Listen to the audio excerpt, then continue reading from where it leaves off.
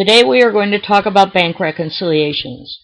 A bank reconciliation starts with the balance from the bank statement, which we will call balance per bank, and the balance on the books, which we will call balance per book. Now these two numbers are usually different.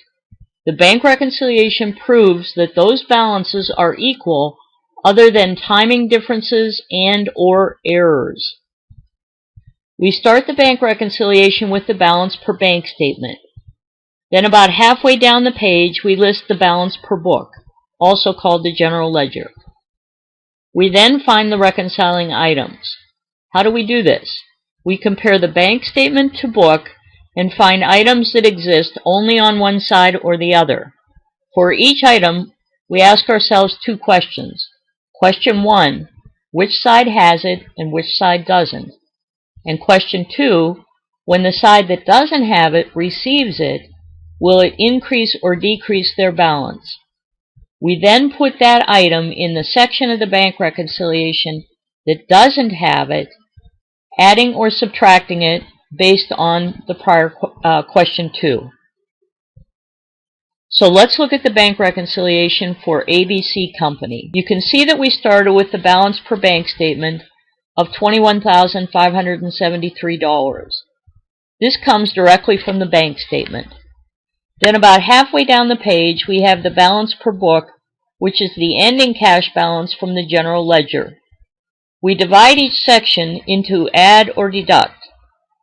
We then find items from the general ledger that the bank doesn't have. Now in this bank reconciliation, the first item is a deposit that the company made, but the bank hasn't received yet. This could be because the company mailed it and the bank hasn't gotten it, or the company made it after hours.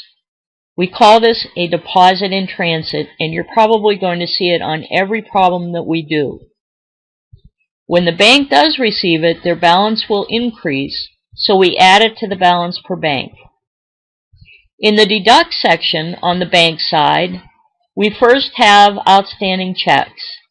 Outstanding checks you will also see in every problem we have. Those are checks that the company has written and taken out of the cash account, but the checks have not cleared the bank yet. In other words, the bank has not received them yet.